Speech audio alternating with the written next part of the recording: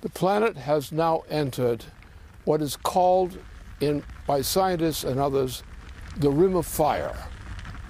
The Rim of Fire can be located as starting in the South Island of New Zealand, going up through Indonesia, through Japan, to Alaska, coming down to California, and going down to Chile. And it touches a few other areas, but this is it. It's primarily the Pacific Basin, which is a rim of fire. And no nuclear explosion organized by man could ever even approximate the power of this rim of fire. The sun has recently gone into a new phase, a kind of phase it's gone into repeatedly in times past. A period of extreme violence, which used to come with an 11-year cycle, is now apparently coming with a 13-year cycle. What happened in Japan is simply a part of an ongoing process which is generated by nothing but the sun itself, the effect of the sun. Now, in order to deal with this crisis, which having hit the South Island of New Zealand, coming to Japan, headed in the direction of Alaska, headed in the direction of California, and down again toward Chile. This thing is something we're going to have to learn how to deal with. It's not a nuclear explosion. Nuclear explosions have nothing to do with this. It's a rim of fire, well known to all specialists in this area on this subject. Now, what we can do about this will be presented to you in some detail in the following part of this report, which indicates to you what some of the problems are that we have to understand. Problems about what does the sun have to do with this? How do we know this? What do we know about it? What don't we know about it? What are we going to do about it?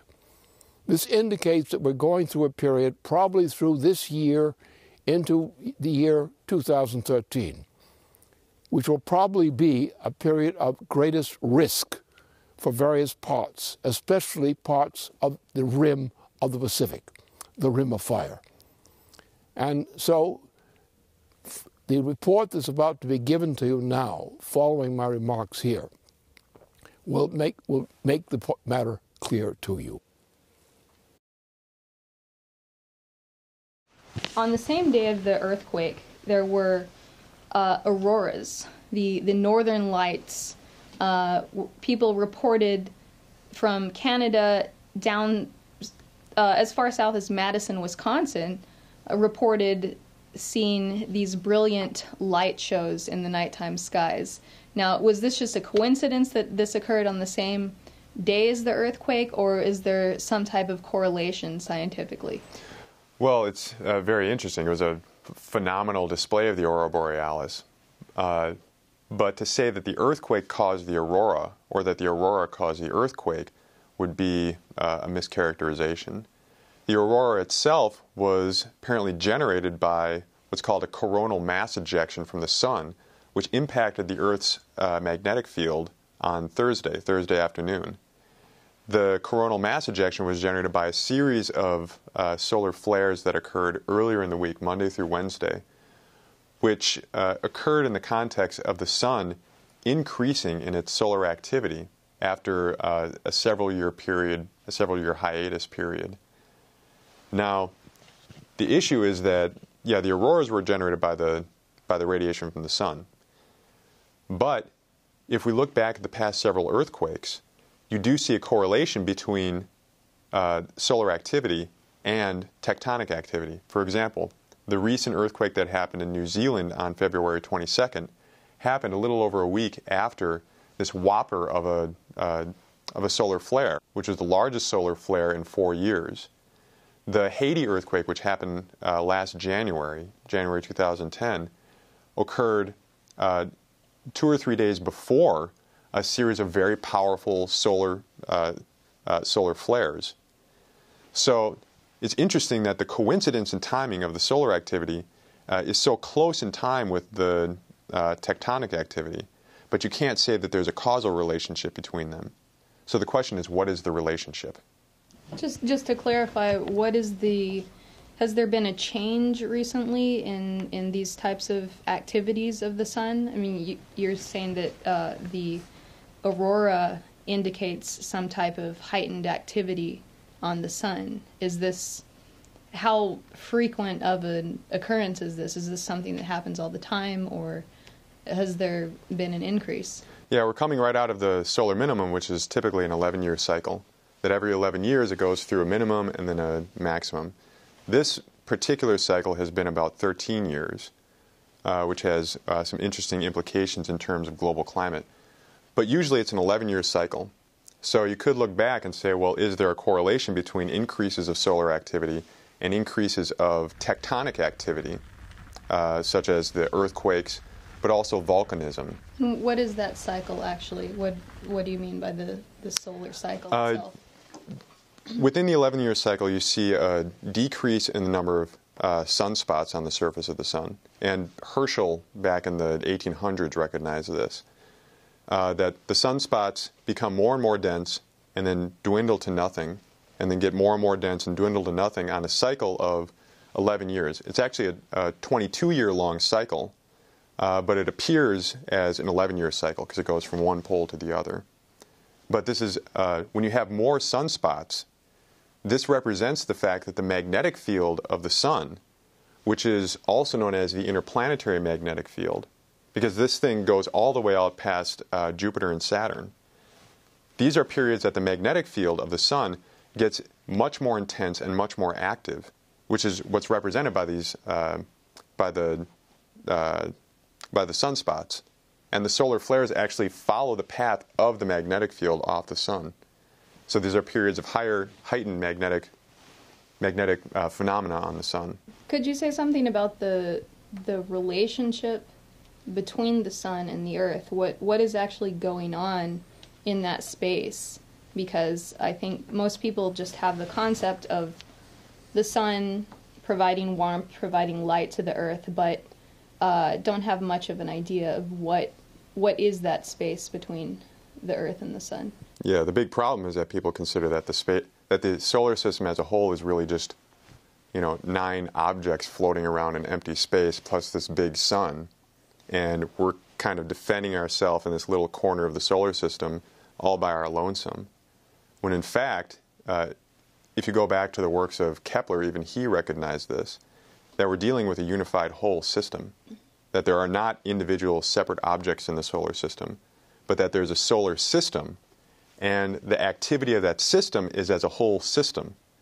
So in that sense, you have to be interested and intrigued by the correlation between the increased solar activity and then the increased geophysical activity.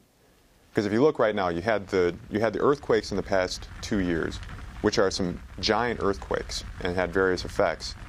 At the same time, just recently, within the past week, we've had explosions of many of the volcanoes around the so-called Ring of Fire, the Pacific Ocean rim.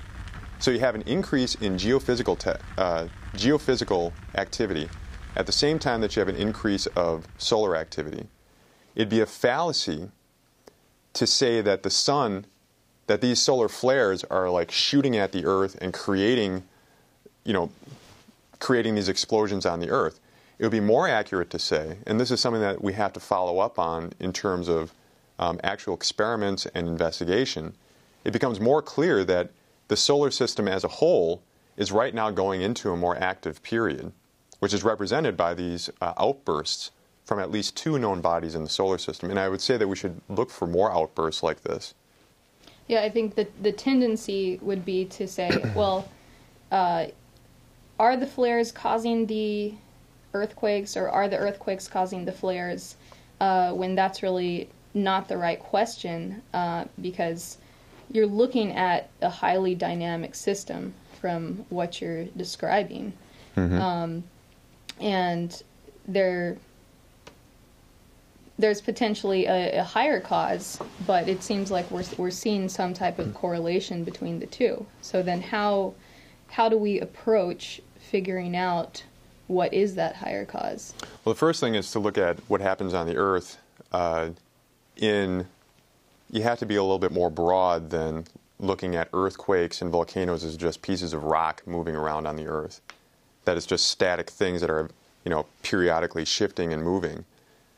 You have to look in the domain of what we call cosmic radiation. So, for example, around earthquakes, there's a phenomenon of eyewitness accounts of various kinds of strange lights that happen around the epicenters of earthquakes. Many people have described seeing strange lights. For example, in the Chilean earthquake back in 2008, there was a show of lights around the area in Chile where you had the earthquake, and some people claim to have actually filmed it. You're saying they see lights during the earthquake? Or? Almost like there's lightning or something like that in the distance. And some investigators have actually surveyed people around the world who have been near earthquakes to make clear that these people aren't just seeing things, but this is a widespread phenomenon. Earthquake lights, something that's also reported very often are strange, erratic behavior of animals, like dogs and cats, for example, they have a legendary ability to forecast an earthquake before it happens. Snakes will take off from the area. Rats will flee an area. Other phenomena like strange weather patterns right before an earthquake. These are all eyewitness accounts, and we've been having these eyewitness accounts going back for hundreds of years. Now, there have been attempts to explain this stuff. The usual attempt is that people are just crazy, which is not true. But other attempts have been to say, well, maybe there is some kind of electromagnetic phenomena happening that the animals can sense and that people can see sometimes. It's not just a mass hallucination in different parts of the planet at different times. Right, like right now there's a mass hallucination that there's no such thing as a British Empire, right? But no, it's not a mass hallucination. There is some kind of a real effect going on. So the question is it an electromagnetic effect? Because then you would have a connection between the sun and the Earth through the fact that we are living in a cosmic radiative environment. So some of the other effects that have been recognized is, for example, there are magnetometers near the time of an earthquake, before the earthquake, can register long-wave, strong changes in the geomagnetic field. These are called very long frequency or ultra-long frequency oscillations, which are very high amplitude. They're very strong oscillations, but it's about 5 to 10 cycles per second changes in the geomagnetic field. And for example, the whopper that hit Alaska in 1964, which was magnitude 9.2. Are you talking about a cycle of a change in the magnetic field, or anomalies and irregularities from what is known as the regular shape of the magnetic field? Well, the geomagnetic field already has secular variations, which are determined by some phenomena inside the Earth, but also determined by activity of the sun, for example. Our magnetic field is very closely connected with the interplanetary magnetic field. But what these guys are measuring, for example, this 1964 Alaska earthquake, there was a magnetometer which happened to be very nearby and also at a high level so that it wasn't damaged in the earthquake, measured, it was between 5 and 10 hertz cycle of change of intensity and direction of the earthquake, or of the geomagnetic field, about 2 hours before the earthquake actually hit. So an actual change in the Earth's magnetic field preceded the earthquake? The magnetic field of the Earth, the local magnetic field of the Earth, changes in response to an earthquake before the earthquake actually happened. The idea that a magnetic field is going to shift the rocks on the Earth is kind of a strange idea, but the fact is that the rocks do shift coincident with some kind of a discharge of electromagnetic radiation, which changes the magnetic field. It can be picked up by weather satellites as increased infrared radiation before and after the earthquake. It can also be picked up by some of these global positioning satellites, which have to essentially shoot signals back and forth through the ionosphere, which is a charged layer of the atmosphere. And they pick up that up to 6 days before an earthquake, you have a change in the ionosphere above the area that the earthquake is going to hit. And then that change diminishes after the earthquake over a period of several days. So you do have a coincidence of electromagnetic phenomena and tectonic phenomena. So the cause is not clear yet. That's one of the questions that we need to look towards answering. But the relationship is definitely there. Now, in recent videos, some members of the basement team have been discussing the 62 million year cycle of the solar system through the galaxy, and the different effects that this has for us on Earth, changes in influx of cosmic radiation, in biodiversity, etc. Does this come into our equation here? We're going to be releasing some more material on this over the coming days as we investigate it.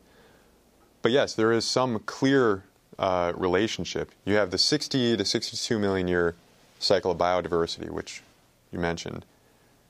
Some of the researchers who identified the 62 million year cycle threw open a net to say, okay, what other cycles on the Earth do we know of that follow a roughly 60 to 62 million year cycle? One of them was the tectonic changes on the Earth. And we've seen that in the great so-called mass extinctions, like the extinction of the dinosaurs or the Permian-Triassic Extinction, that those extinctions are associated with increased volcanism and other increased tectonic activity. In fact, the Permian-Triassic Extinction is actually, which was like the big mother of all extinctions, like 98% of the species went extinct, is today blamed predominantly on an explosion of volcanism on the surface of the Earth. So there is a 62 million year cycle of this tectonic activity. Now, what we're interested in is the fact that the anti-entropic development of life on the Earth, which goes through these so-called mass extinctions in the form of transformation of the organisms into higher and higher types of organisms, and a transformation of the whole biosphere in these shifts, that must be due to a change in the cosmic radiation environment of the whole solar system. So therefore, a current link that, were we to be able to find a link between increased cosmic radiation in the form of the sun's activity and increase in tectonic activity on the Earth, then we have an experimental domain to work with, while observing the fact that you have increase of tectonic activity and rapid transformations of organisms, periods of transformation of organisms on the Earth, which is periodic. And the other interesting thing is that the 62 million year cycle is not a solar system cycle, but it's actually a cycle of our travel through the galaxy. So this is a galactic transformation period. Well, it really seems like, there's a lot of implications for what you've just gone through. A lot of what we witness on Earth every day is the result of a higher process, but then also it seems that there's a real coherence between these developmental processes, the development of organisms, and in these tectonic shifts that are an effect of a higher process. I'd like to ask you what we should do with this. I mean, where do we go from here? What do we need, given the current economic and political situation that we're in? Where do we go with this? Well, over the next couple of days, we're going to be pulling together a more detailed picture of the implications. But for now, it's pretty clear that step one, besides dealing with the immediate damage of in Japan and the surrounding areas due to the earthquake and then the gigantic tsunami, we need to get rid of President Obama. That would be the best first step. and then we could put through the Glass-Steagall and the other types of economic changes, so that we can start putting back together our human spaceflight program. We need to do things like NWAPA and rebuild the system of human control over the biosphere. But along with that, we need to, again, rev up our acceleration of human beings into space. Because, for example, we need to see what types of seismic activity happens on the moon. We need to see what kinds of seismic activity happens on Mars. We don't know. Perhaps Mars is having earthquakes right now, too, that are huge, that we can't measure. Do we measure seismic activity on any other body besides the Earth?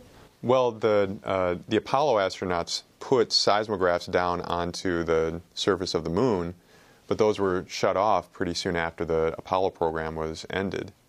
So we used to, but now we're confined to the surface of the Earth. What we need to see, is this a solar system-wide phenomenon?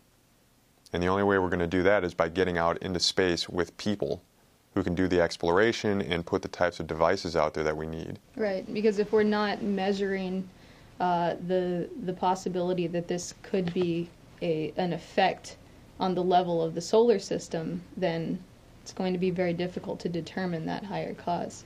Exactly. If we stay on Earth, we're pretty much screwed. We got to bring people and cats and dogs to the moon and to Mars to see if they respond at the same time to heightened solar activity the way they do on the Earth.